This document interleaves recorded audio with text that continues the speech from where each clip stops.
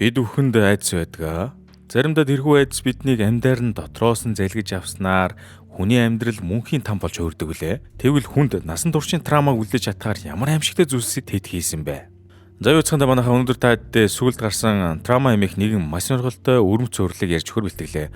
Траума гэдэг бол хүний сэтгэл зүйд маш хүчтэй гүн суур үлдээдэг айдас, өвдөлт эсвэл аимшигтай үйл явдал зэрэг бөгөөд буруу цагтаа буруу үнтэйгээ буруу газартаа байсны гороо хэрхэн өөр хоорондоо ямар ч холбоогүй хүмүүс нэгэн траумагаар бие биетэйгээ холбогдсныг та бүхэн маань энэхүү кинон дээрээс үзэх боломжтой шүү. Траума киноны эхний 4 ангийг үзэх хүсвэл Go+ аппликейшн татаж аваад Basic Plus багцыг идэвхжүүлээд хүлээн авч үзээрэй. Одоо харин цуврал эхний 2 ангийг ярьж өгье. You know the plan. You know the plan. Нэгдүгээр анги. Ингээд зураг маань аль биесээр эхлэхэд нэгэн хүү шоронд хүрэлцэн ирж буй хэсэг гарч ирлээ. Шоронд байгаа цэргүүдийн өмссөн хувцсыг харуул үйл явдал 1980-ад онд өрнж байгаа болтой байдаг бөгөөд ийм амар газар энэ хүүхэд одоо юу хийж байгаа юм бол тоо. Тэгсэр удлаг хүүч нэг уулзтай өрөө шиг юм дот яван ороход хүүгийн ээж сууж байдаг бөгөөд хүүж ээжтэй аавал таныг зодоод байсан биз дээ. Та биш би аавыг алсан штэ. Хэмээн хэлэхэд өнөө хүүгийн ээж нь ч хүүгээ чимээгүй наата хинт шилж болохгүй шүү. Үлдсэн амьдралаа намайг үгсэн гэж бодоорой. Тэр талаар ахаад хинт шилж болохгүй гэж хүүдээ чанхан шиг ойлгуулснаар киноны маань үйл явдал аль биесээр эхлэв. Тинхүү хүний араас үзэг сэлгэхэд нэгэн шатаж буй пошкны дүрс гарч байснаа гинт үзэг сэлгдэн сэтгэл зүйн зөвлөгөө авахар танхим цууч баахан хүмүүс гарлаа. Энэ хүмүүс бүгд хувь хувьдаа өөрсдийн гэсэн сэтгэл зүйн асуудалтай трауматай бөгөөд бүгд л адилхан нэгэн хүнээс тусламж авахар иржээ. Тэр хүн бол энэ хүмүүсийн гол зогсон тедэн зөвлөгөө өгөх гэрэл сүх эмчим. Хэрв та гэрэл сүх эмчийг харуул тэртех 2001 онд гарч ирсэн мөрөөдлийн хөлөг онгоцны гол дөрүүдийн нэг болох жүжигчин Жамин Сүрэн ахваг харж болно. Гэхдээ одооны хүүхдүүд бараг тэр киног мэдэхгүй зэ. Ингээд гэрэл сүх эмч маань хүмүүс дотор хоригдлогдож буй айц бухимдлаа ил гаргаж нээхгүй бол та бүхнийг дотроос нь залгидаг талаар ярьж байснаа энд байгаа хүмүүсийн айдас болон донтолтой даамт болохоор орж ирсэн ялагч дэмэн магтаж эхэллээ. Тэгтэл энэ хүмүүстээр гаднаас нэгэн үл мэдэх бүсгүй орж ирэхэд гэрэл сүх эмч ч одоо түүнийг дахин нэг өөрийгөө ялан дэлхийг хүссэн хүн орж ирлээ хэмээн хэлсний дараа бүсгүйгээс өөрийгөө танилцуулахыг хүслээ. Энэхүү бүсгүйч өөрийгөө туяа гэдэг хэмээн танилцуулж бусдын адил зовж шаналж өөрийнхөө айдсаас зугтаах хүсэлтэй хүн гэснээ хэрхэн өсвөр наснд тохиолдсон аимшигтай зүйлийг мартахын тулд тайвшруулах юм донцсон талаараа хэллээ. Яа, тэгсээр туяач өөрийгөө танилцуулж дуусгаад тэнд байгаа хүмүүс туяаг өөртөө тохиолдсон зүйлэн талаар яриач ихэд туяач ингэж байгаа. Би одоохондоо арай бэлэн биш байна хэмээн татгалзлаа. Түүний дараа гэрэл сүх эмч босч ирээд хэлж байгаа. Үсжэвэл туяаг ганцаарчсан өрөөнд ороод ярьж болно шүү дээ гэхэд ардаас нь гэрэл сүх эмчийн эмчлүүл гэсэд нэг нэгээрээ тэр өрөөнд орж өөрсдийнхөө зовлон шанал болон травмаг ярьж гарлаа. Гэрэл сүх эмчийн тусламж ирсэн хүмүүс дотор нөхөртөө зодуулаа салж чадахгүй байгаа бүсгүй. Архинд сайн найзгаа алдсны дараа архинаас гарах хүсэлтэй залуу гээд янз бүрийн зовлон бэрхшээлтэй хүмүүс байдаг бөгөөд гэрэл сүх эмч тэдэнтэй ганцаарчсан ярилцаж аль болох зовлон зүдгүүрийг нэмгэхийн тулд байдгаараа хичээдэг бололтой хөргий. Тэгсээр гэрэл сүх эмч туяатай уулзан ярилцаж эхлэхэд туяа өөрийнхөө байнга зүүдэлдэг шатсан пошигны зүүдэн талаар эмчид хэлдэг ба тэгт нь гэрэл сүх эмч хэлж байгаа. Хүн ихэнхдээ өөртөө тохиолдсон эсвэл өөрийнхөө харсан зүйлийн талаар зүүдэлдэг. Тийм болохоор хэд хоног энэ твтэж эмшүүлэх хэрэгтэй байна. Гэт зөвлөлөө шүү. Гэтэл туяа нь би маргааш ажилдаа болохоор чадахгүй нэ. Гэтэл гэрэл сүх эмч туяагийн босс болтой мантхаа гэд нэгэн эмэгтэй рүү залгаж туяад амралт хүслээ. Тэгсэн энэ туяагийн босс чинь жаахан болохгүй газрын дарга байж таардаг ба туяа өөрийгөө ихэндээ уурхад ажиллах энэ төр гэдсэн боловч яг үүндээ уурхаа биш арай өөр газар байдаг насан. Ямар газар вэ гэдгийг дараа та хэд нь өөрсдөө олж үзээд мэдэрэй. Дийнхүү мантхаач туяад чөлөө өгсөний дараагаар гэрэл сүх эмчээр дараа нь өөр хүн зөвлөгөө өгүүлэхэр болдог ба туяаг жимчлэгэнд хамруулахаар болж дээрэс нь өөрийнхөө дугаарыг өснөө зүуднийхээ талаар ярмаар байвал хүссэн үедээ залгаж тусламж аваарай гэд дугаар өглөө. Ингээд үүний дараа туяа жимчээ өрөөнөөс их баясал дүүрэн алхаж явхдаа нэгэн тэрэгцэртэй залуу их айхтар харц шидэд гараад явлаа шүү.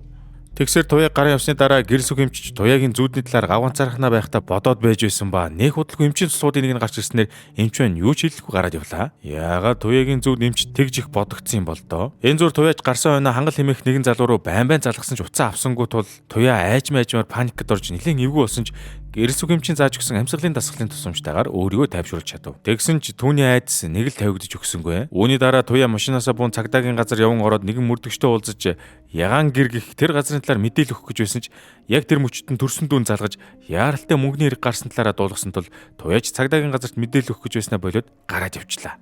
Яах гэж байсан юм бол доо. За үүний дараа туяач яаралтай мөнгөний хэрэг гарсан тул иргэн мантхаа гээд босс эмэгтэй дээрээ яван очиод мөнгөний ажил асууж хараад мантхаач туяад 2 хоногийн дараа ягаан гэрт баахан уурхайн боссууд ирэх гэж байгаа талаар хэлээд туяаг тэр үед боссууд дүүшүүлэхээр боллоо. Үүнийхээ хариуд туяа урьдчилгаа мөнгө ч авдаг бөгөөд туяаг одоо ямар хуу газар ажилладаг нь ойлгомжтой болж байгаа зү. Хэцүү ч юм даа хөрхий. За энэ хүү туяач мөнгөний асуудлаа гис зогцуулж дууссан хойно туяагийн ажилтг газрын том захирал нь хурч ирээд Манай нөгөө сэтгэл засаж гэрс үг ахтай маань хүүгийн хэлээр ярьж гарлаа шүү. Энэ захирлын хүү яаж иж байгаа муу гэсэн бүх зүйл рүү татагдаад орчдөг тул эцгийнхээ хувьд санаан зовж гэрс үг хэмчээс тусламж ирсэн гинэ ээжээ. Ингээд үүний араас гэрс үг хэмч гэртээ очиод оройн хоолой хийгээд байж явах зур ганц охин ороод ирдэг ба аавтайгаа нэлээд туртаар хийж харьцахыг бол энэ хоёр тэмч таарамжтай харилцаатай биш болтой шүү. Тэгсээр энэ гэрс үг хэмчийн охин ч аавдаа хэлж байгаа. Хэрв та архиа хөөгөөгүй хоёр хүүхдээ анхаарч явсан бол ах үүдид амьд байхаас юм гэж хадуухан үг хэлэхэд гэрс үг хэмчийн травмач хөдөлж түүнийг охиноосоо нун архиар дарууллаа ч аавас. Тэгэхээр гэрс үг хэмч маань ч гэсэн өөрийн гэсэн травматай ээжээ зайлвал. Ингээд нойлд орсон хойно хоолоогоороо шууд арх цутгаад байж байтал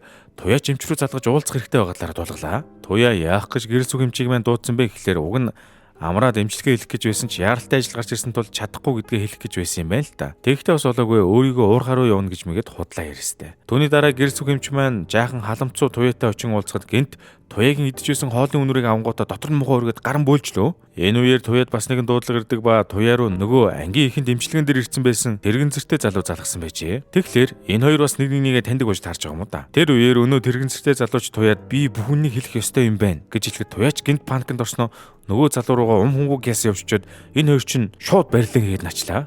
Бурхан минь гэж. Ямар айхтар нууцыг нь мэддэг болохоор ингэж хурдан явж очсон юм бол доо. Тэгж өнөө тэрэгэнсэртэй залууг гаргацсны дараа туяач шууд нэгэн дэлгүүрийн локер дотор уцаа үлдээгээд гардаг ба туяаг ингэж юм нууж байхыг гэрс үг эмчин жолооч хараад сууж байла. За тийхүү маргааш өдөр нь болоход гэрс үг эмчийн зөвлөгөөж хүү эмчилгээн дээр нэгэн залуу ирчээд хэрхэн эмээгийнхээ уудаг эмэнд донцсон түүхээ олонний өмнө тун сүрхий ярьж айцсан амжилттай давнд болов. Тэгтэл тэр үгийн түүхийг сонсоод сууж байсан гэрс үг эмч туяа руу залгадаг бөгөөд энэ хоёр шууд уулзсангуудаа айгүй эвгүй ярьжсэнаа шууд барилдан хийх болоод эхлэхэд гинт гэрс үг эмчид яаралтай дуудлага ирснээр барилдаан тасалж байгаа маа. Ийхүү эмчийг гарын явсны дараа туяад нэгэн үл мэдэх дугаараас амнаас илүү хайрладаг дүүгийнхэн зураг ирдэг ба туяач түүнийг харангуйтаа ахин паникнд орж нэгэн гаражинд яваад ортол туяагийн нөгөө зүүдэндээ хардаг дотор нь юм шатаасан пошш дүрээрээ байж байла. Ингэж хамгийн их хайдаг зүйлээ олж харсны дараа туяач нөгөө донцон тайвшруулдаг юм ууж хайсны дараагаар пошкын доторхыг очоод хартал ердөөл шатсан цаас байхан тэр. Үүний дараа туяач дүүрүүгөө залгаж ярилцдаг ба туяагийн дүүн гадаад сурдаг болтой. Гэсэн ч туяа дүүгийнхээ хоолойг уцаар сонсож авсныхаа дараа ашгүй нэг тайвширч байгаамаа зайлвал. Үүний дараа туяач хотоос гадна машинтайгаа ирэн зогсоход